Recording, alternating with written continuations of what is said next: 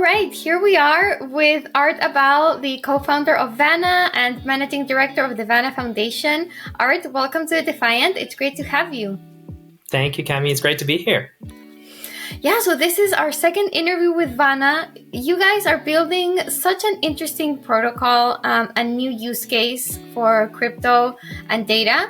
So thrilled to hear about the latest updates. But for those of you who may have missed our previous interview, definitely go check it out. But Vana is an EVM compatible layer 1 that's all about helping users manage their personal data and incentivizing this data to be pulled together with DAOs and then just empowering users to own this data and monetize it with all the huge demand that there is now from AI companies to use that data. And you launched in December, have had huge traction since then, which we'll get to.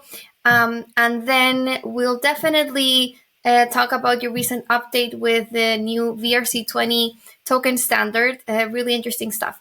But yeah, we'd love to start with your own story and what led you to founding Vana. Yeah, thank you, first of all, for that overview. That's perfect. You nailed it. Great. I actually come to this from a qualitative research background. So I met Anna while I was studying at Harvard, and she was at MIT. And at the time, I was working for a research center, and my job was to try to find out as much information about humans as possible to measure impact, to be able to draw models. I was developing financial models for a large coffee conglomerate, for example, on how much each dollar would result in human and social impact in their supply chain. And that was very important because they obviously needed to secure their supply chain. And I was in Colombia at the time, and I was struggling to get the data because they sent a field team out to try to gather data on humans. And we were just not being able to get the data. We'd go up to these farmers and be like, hey, how's your life changed over the last 5 years? Then I was at the dinner table with my host mom, and she was on her phone all the time. And I said, hey, Luz, like, what are you doing? And she's like, I'm on Facebook. And I'm like, okay, I guess they use Facebook in these parts as well. And she said, and I said, well, what are you writing on Facebook? What are you doing? And she's like, well, I'm talking about the harvest. I'm talking about the things that I'm buying. I'm talking about my kids going to school. And I'm like, that's the data that I need. Like, the data that you're writing and giving to Facebook is the data that completes my model. And it got me down this train of thought of there is so much data out there that we create every single day that's so unique to us, that says a lot about us. And yet we don't have control over that. We don't have control over where that goes and what that goes into. And in actual fact, so then I actually worked at one of the largest data brokers in the world, brokering this kind of data, buying and selling it, just because I wanted to understand how the industry works. And it's wild. Like, we create so much information about us every day, and we're doing it right now. We're creating information, and we don't get a say in where that goes. That just gets bought and sold behind our backs on our behalf. People are making a lot of money off this. People are creating new technology, and we have no way of tracking or knowing what works. So that Vana's a passion project of mine and Anna's, because we want to fuel new intelligence, new innovation through this data, because we know how powerful it is. Anna used to run an ML company. My co-founder used to run an ML company, and I come at it from the human insights and the data and data science. And I know how powerful these insights are. If we can aggregate them together and own them collectively, we can create new things. So how is Vana attempting to solve this problem of us having so much data out there and not being able to use it or control it? So the critical thing that happens with data is that your data on its own carries not much value if you're thinking about it from a signal perspective. So from data science, in data science, we talk about signal. And so a single data point doesn't have that much signal. But if you aggregate that data, and that's the real power that these platforms wield, it starts to create signal. It starts to create patterns that then you can use to train AI, or you can use to infer things about the world. And so really the power that exists in Web 2 amongst the big tech platforms and amongst these data brokers is the ability to organize, centralize, and structure the data. We can do that all on chain. And so if I can then collaborate with somebody trustlessly, 10,000 somebodies across the world on a specific data set, we then have the same bargaining power in this data market as some of these centralized players, without there being the need for somebody who's a middle person who can extract value from both sides. We can start to do things decentrally. And that's what the Vana protocol does. So the Vana protocol allows anybody to spin up a data collective around a specific data set, define the structure through proof of contribution, and then allow people to trustlessly collaborate using a token that then represents their stake in that data set. So it organizes and coordinates a marketplace of data. From one side, kind of the supply of data of people who, a coffee farmer who has important individual information about, what they're growing, their crops, the weather, location, whatever it is. They could spin up a coffee farmer DAO, get other coffee farmers to contribute to that. And then maybe, on the demand side, there are companies who would be interested in paying for that information, and those coffee farmers will be able to get paid for that directly, instead of having posting it on Facebook and having Facebook monetize it.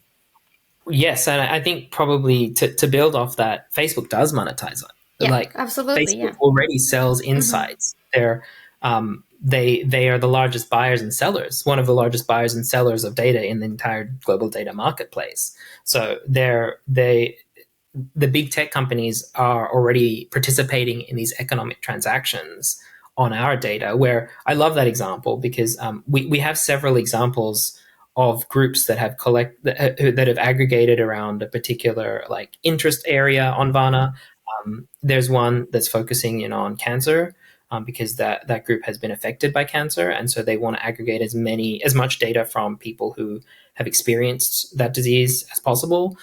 We have a women's non-reproductive health data DAO as well. So women who feel like they're getting subpar medical treatment are bringing their data in together as well, and then they're able to use this not only just to monetize, but to build technology that's for them. So in that second example, women's non-reproductive health, I would say, yes, they're very open to monetizing that data, but they're also just excited about being able to go to a doctor and get adequate healthcare, which I think is a really powerful primitive that we can unlock in Web3.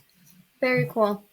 And what's so cool about talking to you guys at Vana is that this is not like, some idea up in the sky that might someday work. Like you already launched mainnet, so would love to hear what the experience has been since. Yeah, I mean, in one word, it's crazy. I'm not super Web3 native, so I've had to really get across everything. And speaking to folks like you and other folks in the community who really helped me get across this space has been really valuable. So mainnet was wonderful, crazy. The first 3 months post mainnet has been hectic. We've had 12 million data points written into the protocol, so a lot of new data coming in. We've had some massive data sales. There's one on Telegram data, and there's one on vehicle telemetry data, so people's driving patterns. And so we're landing in this place much sooner than we thought we would, where we have a lot of data incoming, and then a lot of people who are really interested in taking this data and using it to create new technology. So yes, it's been a wild experience. And then we obviously launched the VRC20 standards, which are really critical to our network. Yes, so definitely that's the next question. What wanted to ask on exactly this, if you can first just describe the basics. What is a VRC20 standard? Those listening to the Defiant will probably know about the ERC20 standard, Ethereum's fungible token standard. I'm guessing this has something to do with that, but yeah, we'd love to kind of hear the details. Of course. So one of So you can think of a VRC20 token as a data-backed token. So we don't currently feel like it, as individuals, we don't feel like data has value because we haven't been part of that marketplace yet. We haven't been participating in it. But there are people who buy and sell data who know that data is very valuable. And so we've created data as a new asset class. So on Vana, rather than just Facebook having access to your data set, you can now own part of that Facebook data set through a token. Now that token should be a VRC20 token. It should meet minimum standards of a data token, specifically that it's backed with data. Secondly, that it's been launched in a specific way to allow governance of that data to occur in a very specific way. And then that allows people to be able to come in and start to collateralize that asset. So when we start to create, it's kind of like when we start to create new asset classes in Web2, you can create new financial derivatives based on that asset. So VRC20 is the first step towards creating data-backed assets that can be then bought, traded, and sold, which we think is going to be very important as the world moves more towards AI. There's this almost futuristic idea that we have, which is in future, people won't invest necessarily with just cash. Like, we saw people like VCs would invest in cash first, and then crypto came and VCs could then invest in tokens. We're going to start to see VCs invest in data because data is going to be the differentiator between a good AI and a great AI. So they're going to start to be able to use these data-backed token standards to create new financial markets and ways to invest in companies. So, the fact that it's backed by data, and data is obviously, like different from one from another piece of data. How does that make VRC20 tokens fungible? Is it just like you just have to prove that there is some data there regardless of the type of data, or like how does that mechanism work? Is it like a representation of like a receipt that you kind of staked data in the Vana protocol? Like, how does that work? This is a really cool piece. So the reason why you have to set up a VRC20 or a token standard is you have to make sure that the data is actually backing the asset. So how do you do that? There are tokenomics built into that standard, which ensure that real contributors have to provide, or theoretically will provide in the future, a certain amount of data into that pool. So let's think about like a Facebook pool, for example. The creator of that pool would need to define proof of contribution, which is part of our protocol standard as well. So proof of contribution being, how do you prove that this user has provided real data? And then they need to comply with the VRC20 standard to say, each time a user contributes this data, they'll be rewarded a certain percentage of the treasury.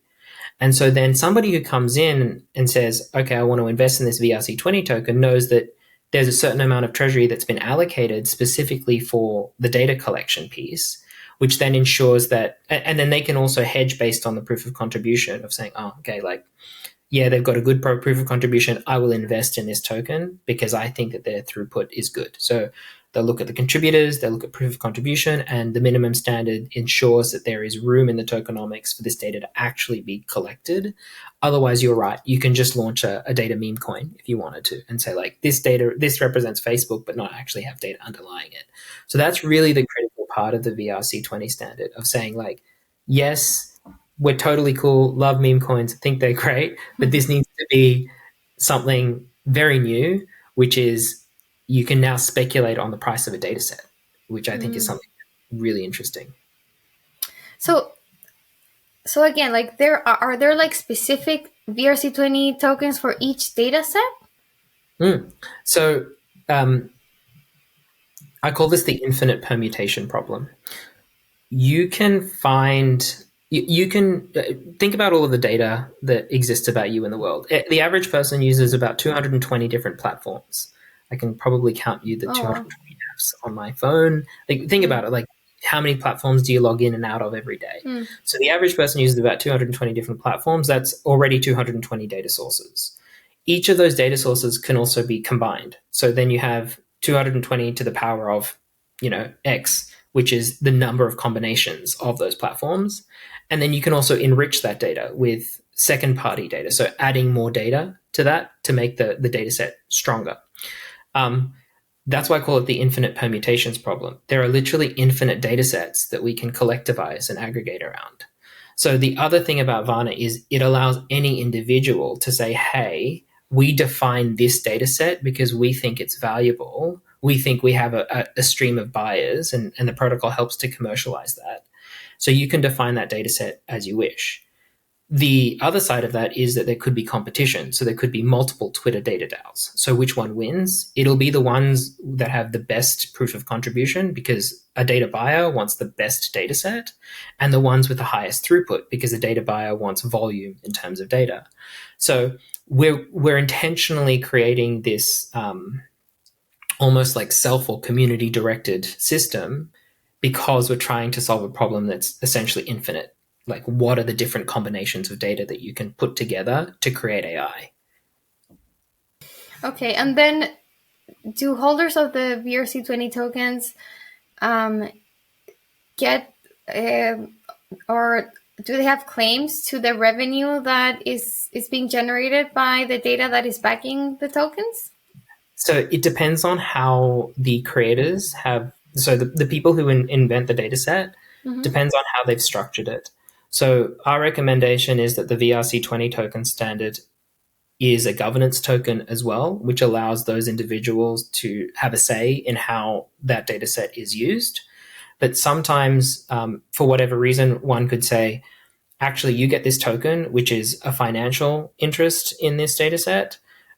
If anybody comes in and purchases or uses this data set, we will get a certain amount of tokens so that your financial interest increases. We remain flexible to what the data set and what the data creators want to do. And that's very intentional as well, because data is so different. If you were to aggregate a data set around, say, cancer data, that would have a very different tokenomic structure than, say, for example, just a Twitter data set or a Facebook data set. So theoretically, if you're a contributor, you need to be incentivized to participate. So you wouldn't put your data into one of these data DAOs that isn't providing you something of value, whether that be governance or an income stream right to whatever's happening with the data. Got it. Okay, interesting. Okay, so now we talked about how there's these groups of data contributors and who are providing information that on aggregate is valuable for people, businesses demanding data on the other side. And now these groups of data contributors or data providers now have the ability to launch their own VRC20 standard token that has its own tokenomics associated with it, and that is backed by data in this group. So that's really cool stuff, and that should like further incentivize just this positive feedback loop of data aggregation. And then I understand this upgrade also changed how validators, the role of validators in the network. Can you expand on that? Yeah, so we use validators to run what is called our proof of contribution. So one of the things that's very important when you bring data together. So say, Cami, you are the person who is starting a data DAO, and you're saying, hey, I want to start Facebook. And I'm like, okay, cool. And I want to participate.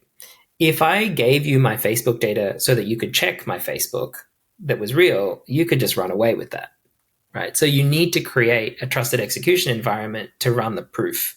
So you, on the Vana system, you as the creator would create a proof of contribution, which is basically Python code that checks data. Then that Python code is run in our validator network, in our trusted execution environment, and you get a proof saying, yep, Art's data matches. I can put it in and I'll give him a token that matches his data. So our validator network is stood up, and that's really what's really an important part of the network, because it allows that trustless collaboration relating to data, where I'm confident that you're not going to steal my data and you're confident that my data is exactly what I say it is. So we have a validator network that does check that data, built on top of the L1, that that allows for data to be aggregated in this way, and that's really important for us. And users can help secure that validator network through staking Vana, because that's such a critical part of our protocol. So stake.vana.org if you would like to earn staking yield on that. But that's the purpose of it, to make sure that we can facilitate these data checks. Got it. And so the staking Vana, the token in the validator sets to support this trusted execution environment, that's been happening since mainnet launch and will continue. Like, that hasn't changed in this upgrade. So in the upgrade, what we did was, so in the first 3 months, we were focusing in on getting as much data as possible. So we allowed folks to add their Vana to almost kind of promote each of these data collectives. There were 22 data collectives that launched, and people could stake their Vana in a data collective and earn yield based on the performance of that collective. We had a massive influx of data, so we've started to move those staking rewards towards validators. So validator staking kicked off last epoch, which was the 1st of April. Each epoch runs for 13 weeks. So your stake will be when you stake in the validators, the next epoch cycle will start, I believe, start of next quarter. But we did shift away from users staking in data collectives to users staking in validators, because data was coming through the system at a good throughput. And so now we're thinking about how do we secure the system and make it more sustainable in the long term. Are there rewards? Okay, so these are staking rewards for Vana stakers and validators in the system. Mm-hmm. But do you also have rewards or incentives for data DAOs? Yes. So the way that it works is, so a critical part of the system is that the data tokens start to create prices around data sets. And the way that you facilitate that is you have people trading the data tokens and saying, okay, I think Facebook is worth more than Spotify, is worth more than this group, or whatever. So the DLP rewards have also shifted from being pure Vana rewards or pure Vana emissions to being liquidity support for these data tokens. So when you launch a VRC20 token and you successfully onboard a certain number of users, you have data access, and you have a very healthy data underlying the VRC20 token, the protocol incentivizes these creators by saying, okay, now the protocol will thicken the liquidity of your pools so that people can then enter and exit into positions relating to your VRC20 token. And that's really the crux of the design of the protocol. We want to create an open marketplace for data. And so in order to do that, we really do need to support the liquidity health of these tokens. So maybe this is a very basic question, but if there's already a vibrant market of data that's happening on the platform, why do you need these data tokens in the first place? So let me kind of illustrate this problem with an example. So imagine that you were running a data collective, and I was running a data collective, and your data collective was Twitter data, and my data collective was cancer scans, like chest scans, right? Of like chest cancer or something like that. And somebody comes along and says, I want to invest in data. How do they know how much to value each of ours relative to one another? If I have a cancer data token and you have, a Twitter data token, there could be a relative value, a ratio between those two, so that one can then compare the value of data assets. And that's how that's how the stock market basically works. That's how crypto works. You're able to trade in and out of assets based on the perceived value of that asset. The difference on Vana is that these assets are backed by data, so people can then start seeing the relative value of those two assets and the relative value of different data, which I will say is a very ambitious thing. It doesn't exist yet in Web 2, the ability to transparently price data.